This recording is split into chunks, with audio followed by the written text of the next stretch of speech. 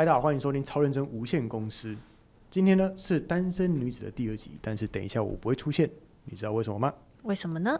因为我们要去台北赚钱。对，我要把老板带去台北赚钱了。虽然说等一下我不会出现呢，但是这个时候我必须要出现，因为我要为我们的 Sugar Daddy 做服务。哦，是谁呢？请问 Trista， 你现在单身吗？不想跟你说。那你知道为什么他们3个人单身吗？到底为什么呢？因为他们不懂得看 Netflix。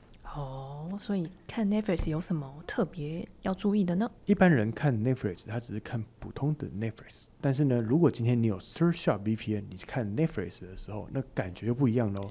你就可以跟他说，你要不要来我家看 Netflix 啊？我家的 Netflix 跟一般人看的 Netflix 是不一样的哦，因为我用 Surfshark VPN 去弄 Netflix。哦，所以用 Surfshark VPN 我就可以看到全球的 Netflix 吗？对。所以在这么多男人竞争的状态下，跟很多单身女子在路上的时候，你要怎么样脱颖而出？那就是你有 Surfshark VPN 的 Netflix， 所以你去你家看的东西才会不一样，你才能够在这个市场拥有不同的竞争力。那你知道就是 Netflix 还有一个很酷的地方吗？就是你用 Surfshark VPN 切换之后，你可以用代码输入找到不同国家的片单。我知道啊，我知道还有一些代码按进去，然后是可以18禁以上的。那不在 Netflix 吧？没有，是 Netflix 哦。我们呢通称为这个叫做输入代码。也就是说，如果今天你要看韩国电影的时候，你可以打5685，你就可以搜寻到全部都是韩国系列的电影。如果你要看韩国的电视剧的时候，你就可以打67879。那如果我要看华语电影跟节目呢？那就可以打100375。那北欧的电影呢？你就按9292。但今天我要教大家不只是这个。也就是说，如果今天你想要看日本人的 Netflix， 他们都在看什么东西，你就可以把你的区域跳到日本去。你的一个账号呢，可以同时在不同的地方使用，你同时也可以分享你的家人朋友，还有你的小三跟你的小五们使用。你会害大家继续单身下去。所以各位朋友，趁现在要过年了，你在过年的时候看的影片都这么枯燥无味吧，你就可以试试看 Surfshark VPN。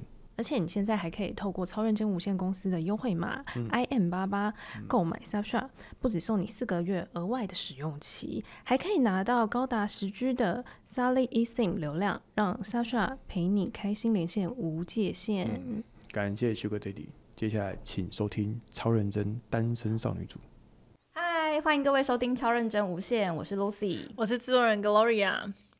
我们继续延续上次的话题，我们2位来宾，我们2位来宾都是这个单身女子，然后一位是我们的 Amber， 一位是我们的君如。嗨，大家好。好，那这一集呢，我先问问看2位，你们有没有试过任何跟桃花有关、增强桃花运的一种玄学方式？你们有试过任何一个吗？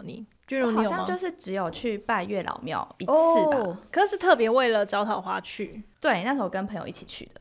那时候好像有一阵子不是很流行，就是你要把那个很细的那个条件都列出来，然后你要去跟月老讲那个很细的条件。对，就那时候我有跟风去。在台中吗？那时候在台北的。台北那个霞海城隍庙，好像是有点久以前了。然后你就真的有列详细条件？对，要到多细啊？年薪，然后身高几公分，好像就是反正就是要越细越好。假设你是需要他的年薪，你希望是那个数字大概要多少？然后你希望他，比如说情绪稳定，那个情绪稳定是怎样的怎样稳定？就比如说他就要列出，就是不可以有路怒症这种程度。那你跟你朋友有人他后来有成功吗？没有啊，我也做过这件事，我跟居如做一模一样的事情。我也是去龙山寺还是霞海城隍庙，但是也是没有遇到这样子的人。我觉得他太细了，那月老爷爷表示实在太困难。你们把那个网子塞到太细了，根本没有人。不是那时候还要写什么10条，至少10条吧，对，至少10条关于这个人的叙述。我觉得这会不会是一个就是重新思考你到底想要怎么样的一个人的一个方式？哦，对，有可能。那你当时列了什么？我觉得我就列的有点太过高标准。以我在大学那个时候的那个对于爱情的泡泡来说的话，你说这就是理想的。对对对，那时候还什么178以上之类的这种。对对对，会列。我觉得我现在太过分了，太过分了。有那种数字的，一定都要写的很明确，那个数字是多少？178公分，75公斤之类的。黑发，超 detail。对，但那个可能经过实验，可能是暂时没有得到成效。那 Amber 你嘞？我没有我完全没有做过。我有想过要列那个10条去月老，可是10条我到现在都还没有列出来，所以我要想一下。跟你刚刚是不是说你有什么听过关于催桃花的一些方式？哦，对啊，我最近有看到，就是蛮多人就是说，跨年的倒数12秒，你要吃12颗葡萄。哈，我只确定不能是麝香葡萄。为什么不能是麝香葡萄？你倒数12秒，你要吃麝香葡萄，你会吃到吐吧？太大颗是不是？然后好像是说什么，你躲在桌子底下吃那12颗葡萄就可以许愿。倒数12秒就可以会看到一堆人躲在桌子底下吃葡萄，然后那天水果摊葡萄都没了，这样。所以是什么倒数12秒，然后1秒吃1颗这样？对啊，1秒吃1颗。那很难呢，那一次塞12颗在嘴巴里面，而且你要吞进去，不能一口气吃完12颗，你要一口气吃完也是可以。你12秒已经接近一口气了。塞葡萄干可以吗？葡萄干我有想过，葡萄干就可以。但葡萄干这样愿望的那个效力是不是会降低？因为它是干瘪，缩小愿望会风干。对啊，要看葡萄种类，看你的那个愿望。没想到竟然有这种方法。你有吃过什么吗，露琪？我吗？还是你家的会有风水的问题，就是你爸就会想说啊，我摆一束鲜花在这个我们家的这个桃花位。有，我突然想到好像有但是我是之前听那个应该我不知道是简少年老师还是哪个老师说，然后反正他就是说什么阳台可以摆一个植物，你自己要灌溉它的那种植物，然后如果是花的话可以开花的话更好。阳台是代表前程，然后所以看你的阳台干不干净，跟你的就是那个植物生活的如何，就是你最近的运势怎么样。然后我就会跟我爸说，开花嘞，那是不是最近会有几个桃花呢之类的，像这样。所以你家有贯彻这件事情？那就是环境干净，对，就风水的话，如果是以这样来看的话，感觉运势上会比较好。那有吗？后来当然是没有，我也是才会就是成为这个单身主持人在这访问各位。可是刚刚突然想到没有讲到，就陈董有没有为了你的单身而做什么努力？没有，其实我身边很多朋友都为了我的单身做了很多努力。是他们做了什么努力？没有，就他们会一直介绍。其实我蛮多这种饭局，可是我也是像君如一样，我不是很喜欢很有目的性的认识新朋友。就如果他现在不让我知道，但是让我认识这个人，我也许自己对他有兴趣的话，就会想继续发展这样。但如果是已经确定说好，我今天就是一个相亲局，虽然长辈都会说啊，不啦，就认识新朋友嘛，这样对啊，但还是会有点压力在吧。所以你有去过？我去过蛮多次的。是不是会不会遇到重复的人呢？没有，我曾经有遇过我认识，然后但是我长辈要介绍给我，我说可是我认识这个人呢。不止一次哦，不止一次。对，我说就是在这个池子里面就这些鱼啦，就很容易就是捞到这次我认识过了，对，放回去你也还单身哦，这样。对，但是其实参加这个就真的还我觉得有点小疲劳这样子。可是以你的个性，你应该会是就是还是讲好讲满整场这样。对，我就是还是会让这个相亲局维持得很开心，就是变成真的是一个朋友。可是这样子对方会不会误会你的意思，就以为说哇这个人对我这么好，那他肯定对我觉得是蛮好的。会，真的会误会这样。对，就是会有点小误会，但是我就还是会跟他讲清楚啦，就是说我觉得我们还是当朋友比较好这样。你说结束就让他很开心，都结束之后就跟他说我们只是朋友，也不要误会这样。没有，我会在饭局我就可能问他说你是不是今天也是被逼来啦？我们就像兄弟一样这样子。就说就是可能要跟他聊聊啦，就是聊聊他为什么会来，就是一起吃个饭这样。咨商他，我觉得有点像咨商他的感觉。这种是不是有时候很像这种访谈的一个过程？我会访谈，然后访谈到他的身家我全部都了解了这样，因为我怕他无聊，所以我会问他问题。可是不是很多男生其实都是蛮被动，就是他们可能也会相对很害羞，因为其实这种局通常遇到都是偏比较害羞的男生吧。可是我个人比较喜欢主动一点的人，虽然他们人真的很不错，但是我可能还是会喜欢另外一个 type 的。也从来没有一个这样介绍的，你是觉得哎呀这个还行，我们可以继续聊聊看？没有。那到底是这问题到底出在哪里？是介绍人乱介绍是不是？对，也没有，就是可能就是我们要相亲局的话，可能就对待朋友的个性就可能就不是我的类型这样，所以他才会需要透过别人的介绍再去认识别的人这样。哇，你算是相亲次数应该最多的。也不是。那你后来有在避免，就是跟人家说不要再介绍这种给我？有我都会讲，但是长辈可能还是觉得说，我真的觉得你很不错，你真的是应该要再多认识什么什么。那你会跟他说我喜欢主动一点的男生吗？如果这个人就是很矮的话，你就不要再介绍给我了，因为每次都是我要去讲，开话题很累。有，我都会这样讲。然后比如说我比较喜欢那种比较有文艺气息的男生，然后结果长辈就真的找了一个戴眼镜或者什么之类的。这戴眼镜不会是文艺气息吧？对啊。他跟你聊个可能文学戏剧这样，去个美术馆。之类没有啦，就是他自己有自己喜欢的一些兴趣，我觉得是很好。那这样子路径讲完，Abel你是不是有参加过一些这个相亲局？对啊，感觉是有的。有啊有，可是就是也是就是爸爸的朋友，然后介绍。然后就想说哦，好吧，那就去好了，也不好推脱。然后他们就很开心的说，那我们就假装巧遇，然后他们还演练什么意思？谁跟谁巧遇？双方家长跟我还有那个相亲对象，双方家长也一起。这个局是所有人一起，然后说哦，这我儿子，这我女儿，来认识一下。你们怎么也在咖啡厅啊？他是说你们两个去约在某个咖啡厅，然后双方家长还要在那边偶遇。对，然后我们就全部一起在吃饭，然后结果变成那个介绍人在讲他年轻时候的恋爱故事。什么？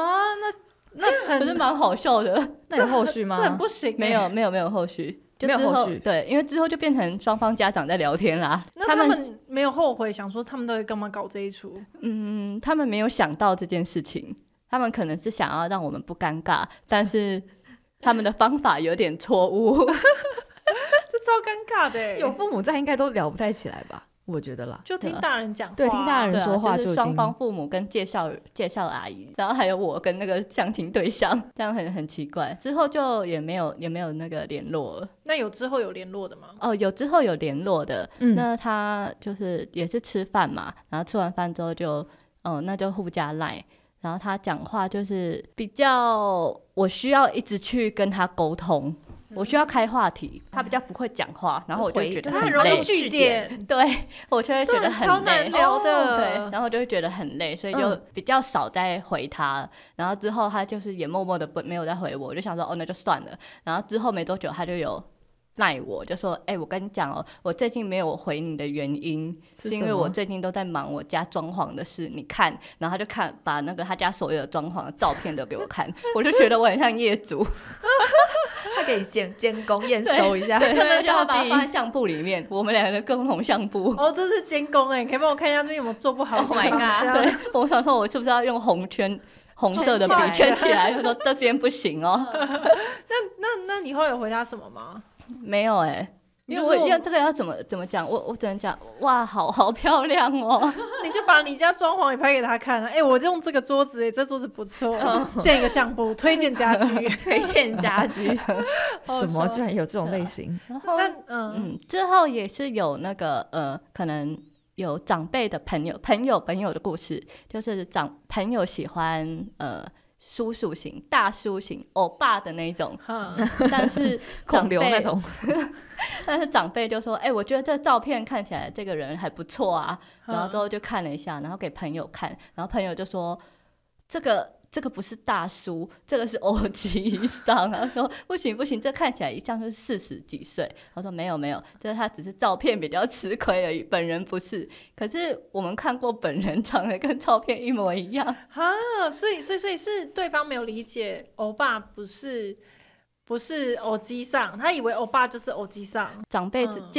介绍那个朋友，他就觉得那个人真的非常好，才会介绍给朋友认识嘛。是啦，但是朋友就是太生气，他就说我要跟那个人绝交，我不要跟那个叔叔再讲话了。所以他讲的是长相，可是对方觉得是反正就是好的，年纪大的就都丢给他这样。我是觉得他长得真的不像欧巴，或是可能要符合他的条件。就是他现在目前的想要的那个年龄段吗？就如果对方如果那个女孩子是可能也40几岁，她也40几岁，那其实感觉也差不多。但是如果女孩子是想要可能30对之类的，或者是可是总不能年龄差那么大吧？年龄差的很大也是可能也是蛮多人是这样子，对，也是有不错的，是啦，但只是可能不符合他的想象这样子。毕竟可能前面长辈可能说，我找到了一个欧巴哦，这样子。他说这不是欧巴，是欧吉桑。对。可是我知道很多人会带那种粉水晶，对，粉水晶，或者是买一些什么招桃花的小东西，然后放在桃花的位置。我是没有用过这一招啦，因为我好像制作人可能不太需要这样。对，但是我之前有看一个，我觉得很好笑的，默念招桃花咒语。然后这个招桃花咒语，这个咒语是这样子的，他说网络上流传着一句招桃花咒语，非常的著名。这个咒语来自藏传佛教中掌管人员的咕噜咕列佛母，又称作明佛母，那这句咕噜咕列佛母心咒的念法是嗡咕噜咕列是梭哈，来跟着我念一次，什么？嗡咕噜咕列是梭哈，咕列咕列是梭哈。对，梭哈这什么梭哈？就是嗡咕噜咕列是梭哈。然后他说，你只要有空在心中默念，还搭配这个粉红水晶作为念珠，在招桃花之余呢，也能够减缓自己人际关系上的焦虑。大家还记得吗？嗡咕噜咕列是梭哈，是后面梭哈，这蛮好笑。对，但是如果真的有实现的话，欢迎留言给我们。对，那还会有人是说，就是比如说喷香水哦，就是选择。那天我就看到那个渣男香水排行榜，然后第1名就是旷野之香。为什么它是渣男香水？原因是因为旷野之香的前调是很甜的味道，然后后面就会有一点可能烈的，就是男性荷尔蒙的味道。女生一般都会喜欢前面就可能花香、果香这种比较香的味道，然后后面就又有一点坏坏的感觉，坏坏的感觉。所以他就是渣男，不知道为什么都选择这一罐，就是旷野之香。所以只要闻到旷野之香，就可能是渣男，就有可能是渣男。可是除了这种，就是这种偏玄学跟外在的，有没有什么内在或是心境方面的一个建议可以给我们这些单身的伙伴们呢？就是我们，我要先纠错，是旷野之心，迪奥的香水。旷野之心，旷野之心是一瓶黑色的香水。那个强尼戴普代言的那个吗？我这好像在帮他打广告一样，欢迎迪奥香水找我们业配渣男香水。可是感觉我们其实只要稍微内心多点什么力量，感觉应该就，因为我觉得大家都差临门一脚我觉得。可是我觉得拓展生活圈确实是一个比较主要的嘛。你不先出去认识人，就不会有人啊。我之前有遇到一个姐姐，我觉得蛮妙的，她也是。大我蛮多岁，然后她也是单身，可是她有交过一些男朋友，然后她以前男朋友都是在海外，她都谈一个远距离恋爱。因为最近就是刚好有亲戚介绍另一个亲戚给她，这样，然后他们就真的有出去，然后她就跟我说，你不用担心，就是如果她真的对这个人有兴趣的话，她是一个很主动的女生，所以没戏就真的没戏。因为就是连他这么主动的人他都觉得不 OK 的话，那就是没有。就是我觉得他这个动能其实蛮好的，就是因为确实很多事情是你很难透过一次的聊天，或是你会不会刚好跟这个人聊天的话题是有共通的。我觉得是一个，对，我觉得这是一个蛮不是很容易的事情，可是他可以去创造的事情，我自己是这样觉得因为像你在用那种访谈式跟对方丢很多说，其实你不外乎就是想要知道你跟他的共同交集是什么。对。所以其实我觉得当自己有比较多的兴趣，或是比较多了解各式各样的事情的时候，就比较容易找到这个交集。那你当有交集之后，就比较容易有下一步吧。比如说都很喜欢运动，或都很喜欢露营，那你可能下一次就会更有机会一起去从事这些户外的活动。而且我觉得吃饭其实是一个偏向比较，我觉得吃饭是一件很，对，我觉得吃饭是一件很硬的事情，因为你得一直填满这个空白，我觉得真的超困难。所以确实也许是去什么打桌游，或者是刺激一点的实境解谜，有一件事情是大家可以解说，或者是以前为什么大家都去看电影，因为电影就是你中间都不用讲话，然后结束还有一个共同的话题。对，还可以聊刚刚看了什么。对，我觉得虽然说很老派，可是我觉得这还是一个蛮不错的方式。对，好。而且你知道，在那种黑暗的环境下，就是看电影，好像两个人莫名就会比较有一种亲密感。我不知道，应该会有吧？可是也要看是哪一种电影吧。你是说假设他就选了一部爽片，就会你就没有喜欢爽片的人就不行？对啊，就不 OK。你看爽片要有什么亲密感这样这人也很奇怪。你说前面的那个要那个热吻的那种，就会觉得那我觉得很尴尬。其实我会觉得也要看哪一种电影，电影也很难挑我有跟男生一起看过《那些年一起追的女孩》，当年这有点尴尬。我还跟男生一起看过《不能说秘密》，在我国中的时候，然后跟他最后都拜拜了，这样就是我就会觉得其实也蛮怪的，因为对，如果没有真的暧昧或什么在一起的话，就是会对，就是还是要挑一下。可是这样子到底要挑什么电影啊？对啊，就很难啊。还是就是网友有一些妙招可以分享给我们。我最近有去看那个破地狱，破地狱就是一个港片，然后他还讲说香港的往生仪式，然后衍生出来的一些亲情的故事。然后结束之后，我就跟我一起去看，就我跟老板一起去看，我们就讨论了很多。就是它是一部很能，因为它的香港文化跟我们很不一样，然后它后来有一些暗喻的手法，然后我们就会去讨论说，这个暗喻的手法它到底是在指哪一些事情？然后我就觉得说这就会很可以聊天。可是如果只是纯粹的爽片，我觉得就有时候想说那个蜘蛛人怎样怎样，就会就有这代蜘蛛人比前一代比较丑这样。对，没办法聊得很深入这样。而且女生其实都会比较喜欢那种有点层次、有感情的，对，就是比较有层次可以往下去聊的。我觉得应该是吧，我觉得男生越来越难找电影，在讲什么？我觉得男生好像蛮辛苦的对啊，还是我们自己挑一条找他去。星际效应我觉得不错，星际效应好像也行，而且又够复杂啊。诺兰的电影好了，诺兰的电影够复杂。诺兰的电影 OK 好。假如女生想要跟对方讲，就说那边我看不懂然后请他解释。对，就是你告诉我你觉得这是。他说：“那不好意思，我先查一下。对，我 Google 帮我们来看那个电影影评怎么讲，这样子一起看影评也不错，又可以不用讲话了。看别人讲对方这样子说话。那大家有没有遇过什么很奇葩的追求方式？就是跟大家说这个方式可能真的要避免一下，很奇葩，很违，女生绝对不吃这一套，会觉得有点我记得我上次在跟那个台通的那一集有聊到那个，对，就是有一个男生就是很爱见相簿，那真的很不 OK。就欢迎去听，可以跟君如分享一下。对，其实我遇过蛮多很会的男生，就比如说有那种弹吉他的，大庭广众没有，他是大庭广众的我有遇过，然后还有一个是打视讯电话，然后就是弹吉他给我听这样。但是我是觉得突然有点微，就是我有点那时候是很心动，但是我也觉得有点微突兀，想说怎么这么突然，就因为我还没有感受到前面那个渐进是他可能很喜欢我的感觉，然后就突然这样子，突然告白了。我不算不知道算不算告白。他是生日的那一种弹吉他，通常生日男生说没有生日，就是很突然的，你就突然打一通视讯电话说你有没有空？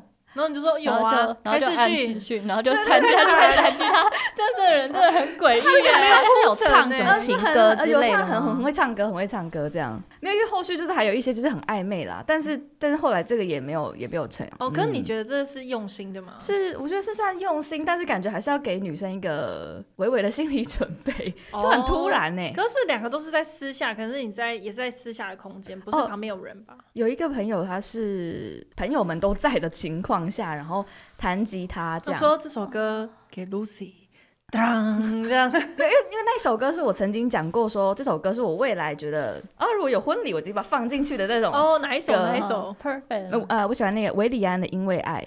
对，他很喜欢韦礼安。对。然后那时候因为我是确定我没有喜欢这个男孩子，但是他真的是很用心啊，反正他就是有弹吉他这样。但因为朋友们都在，所以我就真的是非常的不好意思，尴尬的。一首歌可能有3到4分钟，对，然后他一直对着你唱，哇，那眼睛不知道往哪里摆。好像是有，肯定是整首的啊，难道只唱副歌打歌哦？对啊，很漫长，人生中很漫长的3分钟。对，你会不知道要干嘛。真的是朋友的话，就如果真的没有暧昧的话，真的是会有点，就是你整这边讲而且如果旁边都还有其他朋友的话，就大家一直在起哄，会起哄。所以就直接亲下去这样的。没有，后来就说这太好听了，那我先走了。没有，也不是啦，就是没有，因为他就是还有其他朋友嘛，就跟他聊聊天，然后后来我们就离开了这样，因为他也没表达什么，但是他弹那个歌是我确定前几天才跟他聊过的。对，你懂，他是为你真心准备的，就是大家在一个同个场合有听到这件事情这样。我有想到，如果是偏浪漫的事情的话，是我有一次就有跟一个那时候已经是男朋友了，然后就是跟他说，就是在上班的时候啊，你知道每年7夕，就是上班途中呢，就突然会有一个快递抱着一束花进来，然后就会喊说：“君如在吗？”然后这个是给你的花，然后我就觉得说哇，好浪漫哦。然后我就真的在有一年我工作的时候，就是我真的也收到就是99朵玫瑰花，哇！然后你知道那个走在路上，真的简直是你知道人生高光点，很飘配，哇，就很开心，就觉得说哇，好浪漫哦！就是只是跟你闲聊讲一件很久以前讲的事情，然后他放在心上，然后就真的这样子，就是你知道有点炫耀。有点开心所以是对耶，男生就要注意那个小小的细节，就是我聊天的过程中，很多男生不懂花对于女孩的意义是什么。花的确是对，就是我觉得送花还是一个老派，可是浪漫嘛，就是还蛮开心的事情。我不知道我自己是喜欢送花啦。那君如或 Amber 喜欢花吗？我个人不喜欢。真的吗？不喜欢就是务实派的。为什么？对，因为我收到那个花，我会很困扰。就我当下一定会很开心，因为这毕竟是一个就是精心的、真心的心意。收到还是会像你那样会觉得很幸福。我之前随口跟你提的东西，你有放在心上，会很感动。但是之后我就想说，我要拿这束花怎么办？它谢掉后，我就是要整理它，就把它那种丢而已啊。对啊。所以一开始就可以不用有这一趴的。还是他说就是不然我3天后去你家说。可以。我都帮你想好了，然后还可以有一个借口可以见面，你说3天后就装这个，对，我就来跟你兑换这样子，拿个蛋糕跟你换。不是每一个人，因为我身边也有一些朋友，就是也算是跟我的想法比较近，就是大家也都会觉得说，你当下收到这个东西是很高兴的，对，可是他事后要怎么收拾跟处理这个东西，还是会有部分女生觉得蛮困扰的。好，那 Amber 你们收过花？有人送我草莓花，他特地寄来我公司。哇，对啊，就是我可能几个月前跟他讲说，有草莓花看起来好好吃哦，然后他就记得这件事情，然后就有寄到我公司，还偷偷不跟我讲。是朋友吗？是朋友。男生吗？女生。女生朋友记得这件事情，很贴心。可是这样还是很感人啊，就是自己说的话，然后有被记得。因为我觉得重点不是，好像就是其实送什么东西，我觉得不是重点，重点是我曾经跟你讲过，而且我甚至只是随口一提，我也不是暗示你说我要这个东西，我这是跟你聊天的时候提到的，然后你有记得，然后你还来送我觉得这是比较重要的。这真的很打动女生的心就是说我有讲话你都有在听，就是只是随意的一个小小的话都有在听这样子。我之前很想要看一部电影叫做黄昏路上吗？黄昏路上哪一部片？就是一个电影，一个动画啊，不是啦，幸福路上啦。幸福路上，幸福路上。我跟你讲，我超爱那部片的啦。黄昏路上跟幸福路上意思差很多然后我就一天到晚在跟就是另一半讲说，我好想要看幸福路上哦。然后有一天就他假日就说，那你要干嘛？然后我就说没有要干嘛，他就说那我带你去个地方。然后就那一天就是，可是他带我去大墩文化馆，然后大墩文化中心那边吗？对，文化中心。然后是那一天他就播了《幸福路上》，然后结束导演就来现场跟大家座谈，然后我就觉得说哇天哪，就是就很有心啦，这样子。哇，真的直接看完走在幸福的路上，而且感觉他是有查过的查过对导演会出现在那一场，然后特别带你去。没错，因为那时候早就已经下映了，然后没想到就是还找了一场有导演的。然后就整个就是觉得很浪漫，哇，这个爱心冒版，不错啊，蛮不错的，就是很贴心这样。可是这让我想到，你们有没有听过一个东西叫做爱之语，关于5种的爱情语言？是什么样的呢？就是它其实是一个有点像心理测验的东西，然后它总共的有5种爱之语，每一个人其实都有不同的喜欢的表达爱意的方式。然后像我刚刚讲的收花，它其实其中一种就是真心的礼物，就透过礼物来传达爱。然后第2种是精心时刻，就是专属于爱人的陪伴时间。然后第3种是服务行动，比如说为对方做家事、分担家务、跑腿。然后第4种是肯定的语言，说出正向和肯定的话给对方听。然后第5种是身体接触，就是以实际的肢体碰触去沟通彼此的爱。这5种大家你们会比较倾向哪一种？正向语言吧。你喜欢那种5星吹捧型的？不用到吹捧，但至少一直跟你说你很棒，肯定他，然后给他你这样做是对的，就至少就是听我说话，然后鼓励我之类的，这样不是比较好吗？我觉得这样蛮好的。但是5选1所以这对你来说是最重要，就是讲话语言上的正向。我觉得沟通真的很重要。你很吃这个吃讲话这一套对，所以他假设他都不送你东西，不陪你，然后也不碰你，为什么5个只能真的只有1个？他会对你甜言蜜语都爆炸不能甜言蜜语啦，要真诚的语言，对真诚的正向语言，要真诚的。甜言蜜语那个不算啊，那个随便讲讲就可以啦。你很难知道是不是甜言蜜语，好不好？那你也会这样子对他是吗？就是也是用真诚的语言去鼓励他，给他爱？会吧？我没有恋爱过，所以我不知道我会不会。对方到底是怎么样的人？是不是他会一直骂对方？没有，或者对朋友啊，可能用对朋友的那个 style 就可以微微的看出吧，是吧？我知道有的人是喜欢送礼物给对方的，就是他们会觉得送礼物就你会很能感受到对方在挑选的时候是想到了哪一些事情，所以他很用心准备礼物。就是我知道有一些夫妻之间是这样子，对啊。那露西你最喜欢、你比较喜欢哪一种的对你的方式？你刚刚说那个时刻是怎么样？时刻是就是很用心的陪伴，就是他可能会给予你一个很专注、不分心的陪伴时间。我觉得有点像是那个，跟小孩相处不是会有所谓的什么高质感时间，就是在那个时段是非常的重要的亲密的时刻，他都会给你一个这个时段。然后去陪伴这样。那我个人会选这个。你喜欢就是陪伴的这个品质很高？对，这不是很重要吗？集中的这个时间，然后你可以很真诚的两个人有各种交流。那我可以拥抱啊，也可以肢体，也可以言语啊，什么都可以。就那个时刻，总之就是不能滑手机啦。我不喜欢就是在交流的时候有人滑手机这样。可是如果未来你们住在一起都不滑手机，这也太难了。为什么？所以那个 moment 只会是可能一天，可能就只会有一下子什么之类的。所以你会希望他可能就跟你说，那露西每天晚上8点就是我们的这个精心时刻，我们必须要坐下来好好的喝一杯茶，然后聊聊今天怎么样。就你会觉得你很想要这样。8点之前是我个人时间，是这样吗？就是随意对待。随意对待。但8点有个精心时刻，就是会有一个精心时刻，我觉得听起来还不错啊，听起来很好。那你自己会怎么样给予别人，就是表达你的爱之语？我的爱之语我觉得我好像也是偏向正向语言这种可是你对每个人都这样但是我也很真诚啊，我不是说随便就这样子称赞别人但是如果我是特别很喜欢这个人的话，我会你明明就是客套，我是真的公关公关有公关的属性，但是还有对就是自己的朋友跟自己的爱的人会有另外一个那个风格吗？所以你是觉得正向的语言是你最能够给予对方的？应该是说在他就是需要鼓励的时候给他鼓励，或者是说比如说我平常跟他相处的过程中，我可能看到他哪些点是他自己很 care 的，那我可能就会针对这些点，然后我觉得我看到你在这个方面做的努力，那我觉得其实你是很棒，就是会针对他需要的方向吗，给他我的力量吧。我觉得我是这样的类型。那你呢？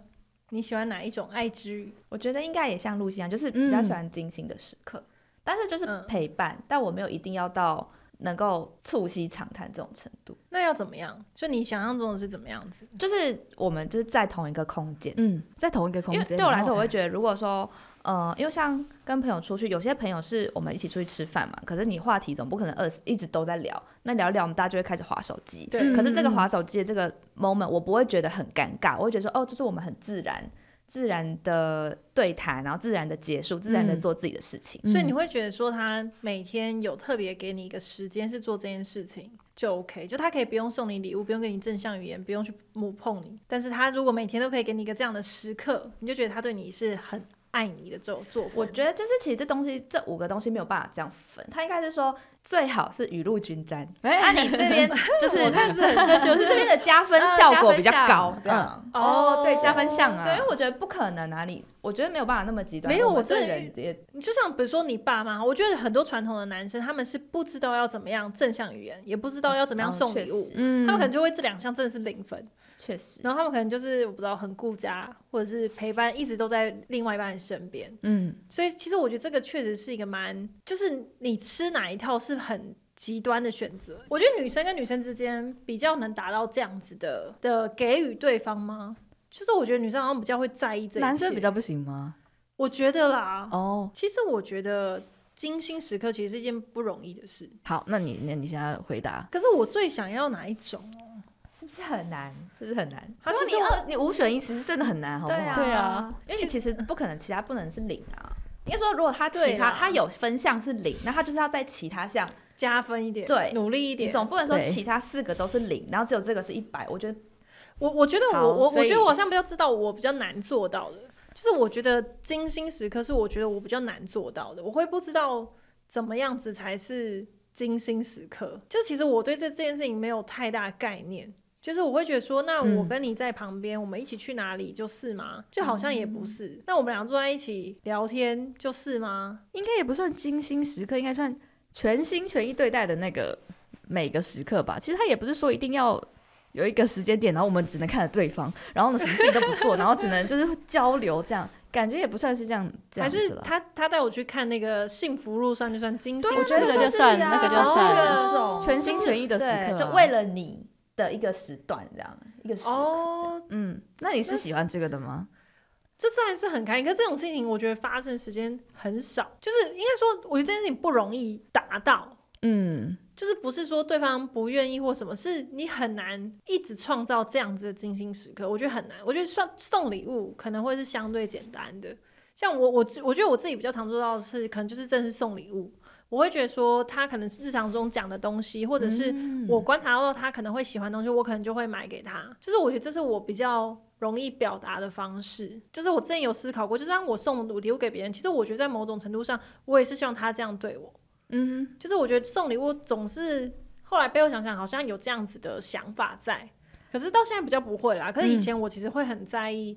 我送你礼物，你有没有送我礼物？就我会超在意这件事情。要互相这样子。对，然后如果对方没有送，我就会觉得哇，那是不是我把你当成很重要的朋友，可你并不把我当一回事？可是我觉得这有点相辅相成因为像丽珍你刚刚说的送礼物，不是也是一种精心时刻吗？就是互相给予的这个 moment， 不是也是一种全心全意的？没有，你送礼物有可能就是拿给他而已。就如果他在礼物，其实他是有背后是有一个很深刻的含义，他知道这个是你想要的东西。好像也没有到这种地步，就是比如说你最近讲说草莓花这样也是一个精心时刻他那个可能是，可能是说最近我发现。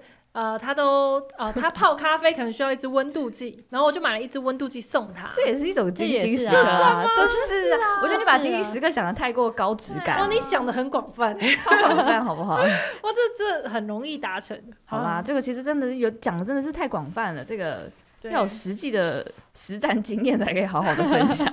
对，就是因为我觉得这个就提供给大家听众作为一个参考，就是关于你对于另外一半的爱之语。我认为这个5个。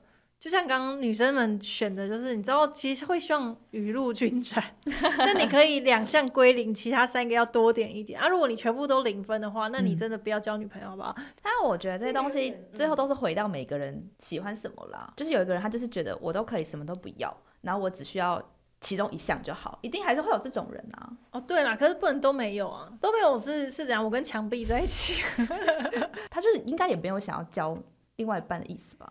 就是因为我会觉得都没有，这5个都没有的话，应该就是没有在跟人互动，你才会5个都没有吧。但我真的有听过那种，就是在一起很久之后，他们可能是学生时代就一直在一起，然后后来因为工作的关系分居2地，1个月就碰面1次，然后平常也就是不太会每一天都打电话或什么，然后就已经就是我觉得感情常最后如果不维系就会淡掉，就是最后就会走这种风格。